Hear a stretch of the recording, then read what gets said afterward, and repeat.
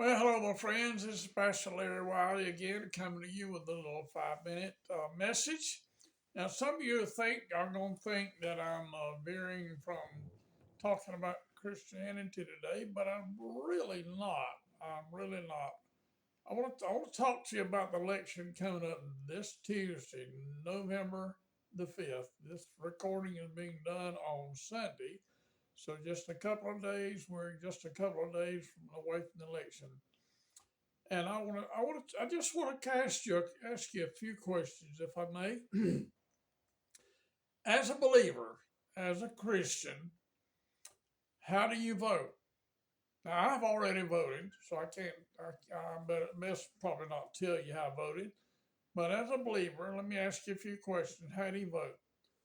Number one, you vote for the candidate who best believes the way you do as far as spiritual matters are concerned.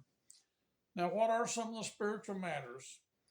Well, we got two candidates. One of them, I don't know if that candidate confesses to be a Christian or not, but I did hear that candidate, somebody shouted Jesus at their rally, and they shouted back, "You're at the wrong rally."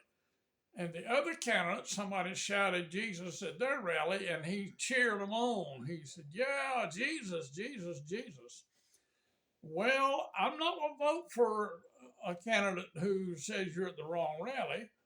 In fact, I saw on social media where somebody posted that when it comes judgment time, that Jesus is going to say to that candidate, they're at the wrong rally. But let's hope that everything changes before it comes time for them to be judged.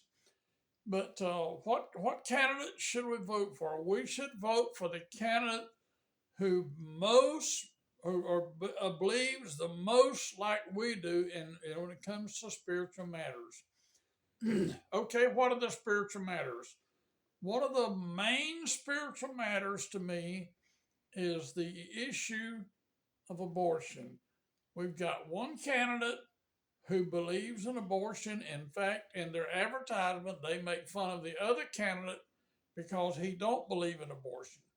But we got one who believes in abortion, which is taking lives. I mean, literally, you say, well, that's really not taking lives. I beg to differ with you. The life may not have come from the mother's womb yet, but the life is inside the mother's womb. And that child is actually alive. So when you abort that child, you take that child's life. Now, I'm not talking to you folks that may have aborted a child many years ago. We know somebody, my wife and I know somebody that many years ago had an abortion, and that person went to the grave dreading the fact that they had an abortion. But they were very young. Things were a lot different then. But friends, just let me remind you, when you get pregnant, things will change. So keep that in mind. There's a purpose for that life. So don't take that life, number one. Number two, let me ask you a simple question that Ronald Reagan asked when he was running for president.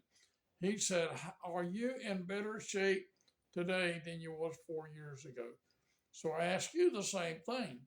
When you go to put gas in your vehicle, I mean, surely you don't pay the same price for gasoline that you did 3.5, 4 years ago. Surely not. If you are, let me know where I can go buy my gasoline there.